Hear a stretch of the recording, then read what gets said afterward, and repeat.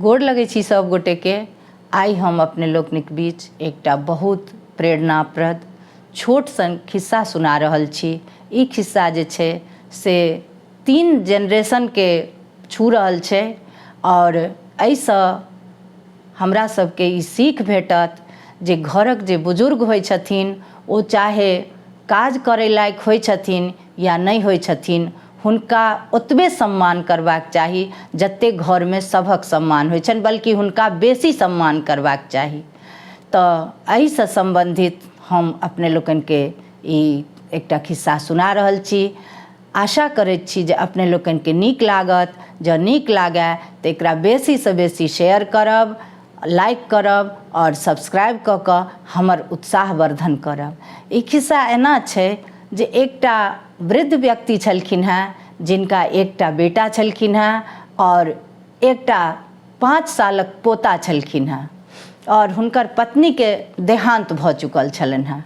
तऽ ई तऽ मतलब जे छै से पता छैहे सब गोटेके जे बूढ़ होइ छथिन घरके तऽ मतलब जिनकामे विवेक नहि रहै छनि तऽ ओ हुनका अपमान करै छथिन, ओ हुनका नीक जकाँ खाय पीबै लए नहि दै छथिन, हुनकर जखन तखन अवहेलना करै छथिन।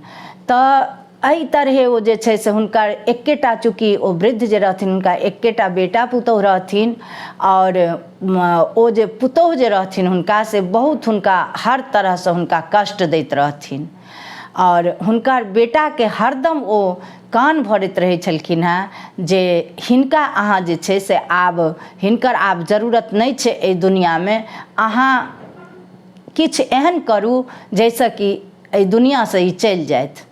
बेटा तऽ बेटे होइ छथिन, बेटा जे छै से हुनकर बात सुनै छलखिन हेँ और टाल मटोल करैत रहै छलखिन हेँ आ हुनकर कनिआँ जे छै से हरदम हुनका मतलब जखन ओ भेँट होइ छलखिन हेँ तऽ एक बेर हुनका जरूर कहै छलखिन हेँ जे आब हिनकर की जरूरत छै एहि दुनियामे, हिनका लेल कोनो उपाय करू।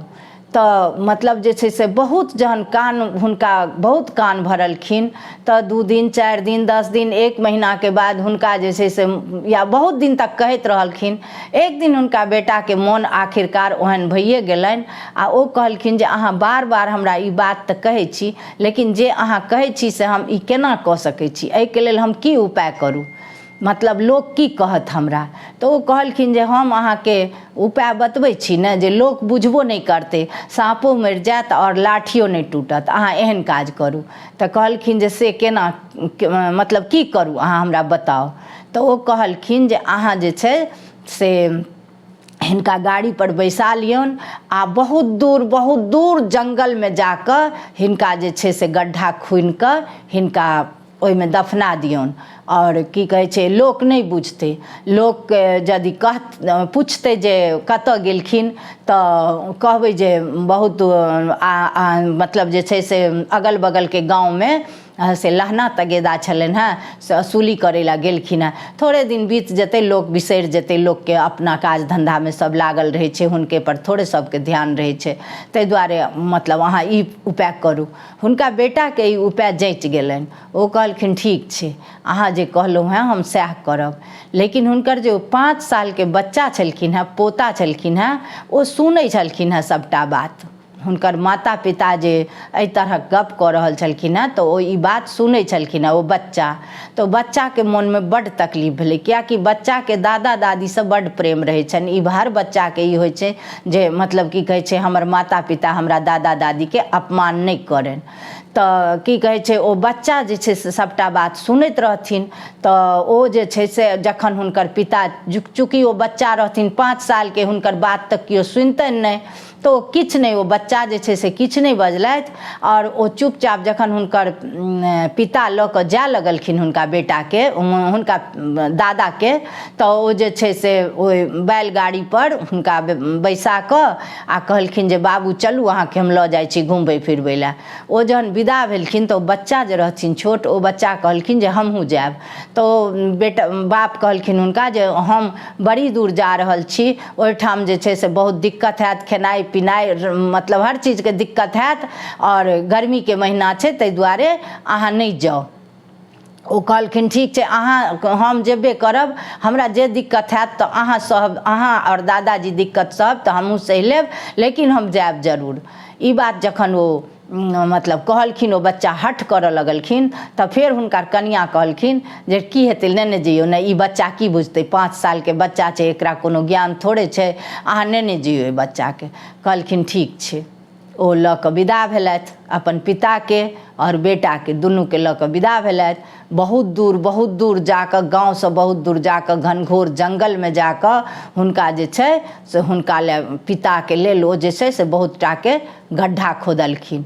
जखन ओ गड्ढा खोदलखिन तऽ हुनका बगलमे हुनकर ओ बच्चा जे छलखिन हेँ से मतलब ओ हुनकासँ कोदारि लऽ कऽ आ बगलमे एकटा गड्ढा और खोदलखिन। ओ बच्चाके गड्ढा कतेक खोदल भेलै, लेकिन जतबी भेलै ओ कनि कऽ कऽ कनिटाके ओ बच्चा गड्ढा खोदलखिन। तऽ हुनकर पिता पुछलखिन जे ई गड्ढा बौआ अहाँ किया खोदि रहल छी? तऽ कहलखिन कि जे अहाँ तऽ पिता दादाजी जहन बूढ़ भऽ गेलखिन हेँ तखन अहाँ ई गड्ढा खोदलियै यऽ, हुनका दफनाबै लए आनलियनि हेँ, आ हम अहाँके ओहिसँ बहुत जल्दिए एहिमे दफना देब, ताहि दुआरे हम ई गड्ढा खोदलहुँ हेँ।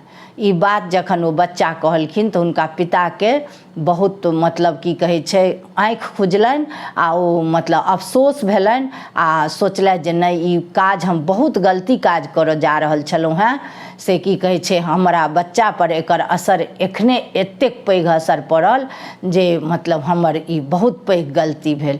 फेर ओ अपना पिताके बैसेलथि और लऽ गेलथि। हुनकर कनियाँ जहन देखलखिन जे आबि रहल छथि दुनूके लऽ कऽ तऽ हुनका किछु संदेह भेलनि, ओ नुका रहलखिन कनियाँ।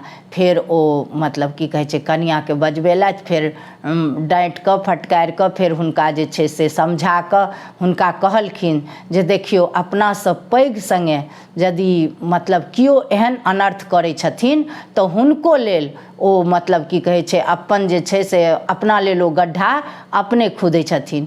तऽ मतलब तेँ कहै छै जे मतलब हमसब या केओ गोटे समाजमे परिवारमे यदि केओ एहन तरहक गलती करबै जे अपनासँ वृद्धके अपमान करब, तऽ मतलब ई बुझू जे हमहूँ सब एक दिन वृद्ध हैब, किएकि ई तऽ संसारके नियम छै जे एकटा बच्चा पैदा होइ छै, एकटा जवान होइ छै, एकटा वृद्ध होइ छथिन। तऽ हमसब यदि वृद्धके सङ्गे एहन करब तऽ काल्हि भने हमहूँ सब वृद्ध हैब, आ हमरो सब सङ्गे ई बात भऽ सकैए, किएकि कहै छै जे जेहन करबै ओकर फल भेटबे करत। तऽ एहि दुआरे अपनासँ वृद्धके अपमान नहि करऽके चाही, जहाँ तक भऽ सकय से सम्मान करबाक चाही। आशा करैत छी जे अपने लोकनिके जरूर नीक लागत ई कहानी, तऽ अपने लोकनि एकरा खूब शेयर करबै, जाहिसँ कि किछु प्रेरणा भेटनि सबके।